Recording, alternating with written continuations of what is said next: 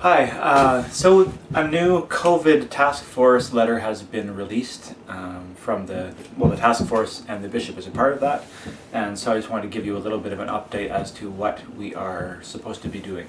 So as you may know, there is the government standards that are given to us from the province, and then we have our diocese, which sort of filters those so that the churches know what they're doing, and they give us guidance and let us know what we can or can't do on the basis of our individual churches. So we are, as an Episcopal church, meaning we have a bishop, we are not a democracy. We function under the authority of our bishop. And so I just want to give you a few, I'm not going to read through the entire letter, but like last time, I'll let you know a couple of pieces that are going to matter for us in particular. So I do encourage you to read the whole letter, but I'm just going to highlight a couple of portions here. So they say, case numbers, including hospitalizations and ICU admissions, are rising rapidly. So the thing that we were always really worried about, and based on what I'm reading, that I think we should be always be concerned about, is ICU admissions. So not necessarily infections. Infections could increase if the vaccines are doing what they're supposed to do. Infections would increase, but then you wouldn't have ICU admissions, and you wouldn't have increased deaths. So, but what we are finding is there's increased ICU admissions. So it says case numbers, including hospitalizations and ICU admissions, are rising rapidly. We need to take extra care. Unvaccinated individuals are at profoundly increased risks for severe outcomes, and indeed make up the vast majority of current COVID patients requiring hospitalization. So the majority of those, have seen numbers vacillating between 88% and 92%, depending on whether you have one dose or whether you have no doses of the vaccine.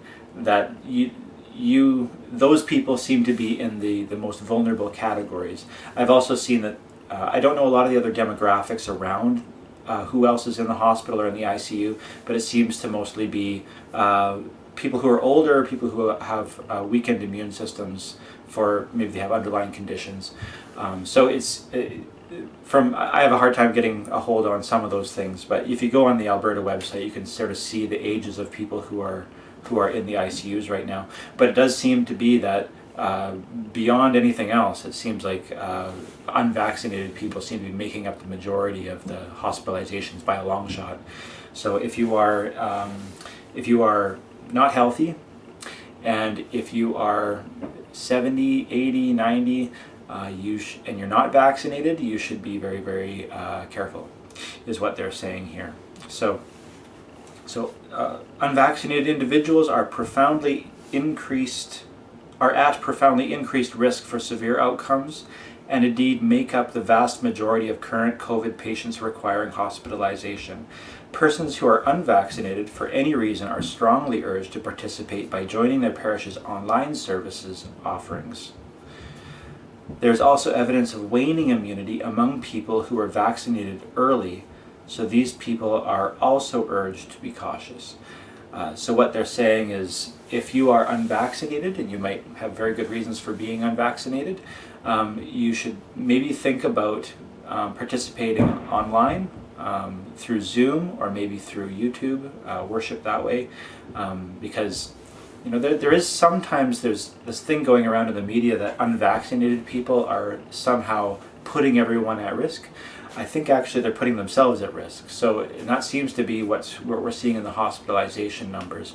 So there's no reason, I don't think, to be afraid of unvaccinated people. But actually unvaccinated people, what we're seeing is that they should be cautious, because it seems like they're more at risk. And this is a new piece that we're seeing as well. So if you're one of the first people that got your vaccination, it's looking like what they're saying is that there's a waning immunity, and so your immunity is decreasing over time. And that's a little bit worrisome as we continue to see new strains and this kinds of thing going on. And I know it's feeling like we're a little bit in deja vu, and that we keep coming back to this place. Okay, further down in the letter, they're encouraging us to continue online access for services. So that means that we will keep doing Zoom. We will keep doing some sort of a YouTube service as well, so make sure that people are able to safely participate from home, those who don't feel like they're able to join us in the church for a variety of reasons, whether you're immunocompromised or because everything seems to be crazy right now, you'd rather just sort of worship from a distance, that's okay. So they're encouraging everybody, especially those who aren't vaccinated or those with declining health, to worship from a online means. Let's see. So they've given us a few changed measures. So before, so this is what we have to do now, right? So pre-registration for numbers and contact tracing. So we don't feel like that's what we need to do at St. Leonard's. We haven't had the numbers to really necessitate needing to pre-register. Pre-register means that you have to tell the church you're coming before you come, and then it's almost like selling tickets, right? So you get a ticket, and then you're able to come to the church. We have enough space upstairs and downstairs that we can accommodate everybody safely with distancing in terms of the numbers that we have been getting. And so what we're going to do is we're going to project the service on a screen downstairs, and then we'll also have, obviously, upstairs. And so between the chairs downstairs and upstairs, we should be able to have everybody that wants to be at the church at a distance, wearing masks and everything. So this is the next piece is that we need to be masking, we need to be distancing based on households or family cohorts.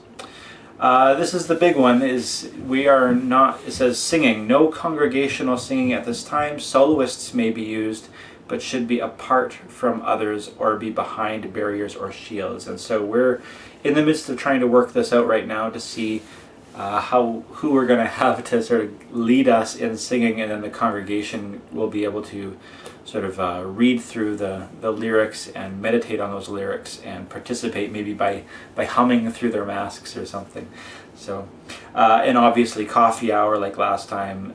And social activities, what it says, social activities are suspended. What they seem to mean by that, and I've talked to a few people here, is that they don't want people to be sharing food. So if you have to take off your mask to be able to drink your coffee and to have your cake or muffin or something, then that's what they're trying to avoid. So no coffee hours right now, no social activities that are going to mean participating in food and needing to get too close to each other.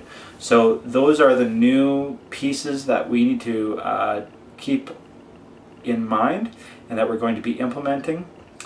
And these are obviously directions coming from the bishop and from the COVID task force. So I just wanted to let you all know that those new rules have come down to us, and they've come down to us as of today. So that's September 9th on Friday. So we will do our best to put these in place, and I hope this makes sense to you. And I know everybody's coming at this from a different angle, and so we're just trying to do the best we can with the information we have, and not everyone agrees with what pieces need to be put where at what time. So we just be patient with each other, and be patient with us, please, and be patient with the diocese as we try to figure all this out. And I know that the government did give special exemptions to the churches so that the churches don't have to follow the COVID rules, but we don't listen to the government alone. We have a diocese that that I have taken vows to be obedient to, and so that's important, that matters, so that's what we're going to be doing. So God bless you, and we are going to continue to do what we can to gather for worshiping, whether it be online or whether it be in person. Please do pray for all those who are in ICUs, and pray for us as a society and as a church that we can get through this next little phase of, I think they're calling it Wave 4.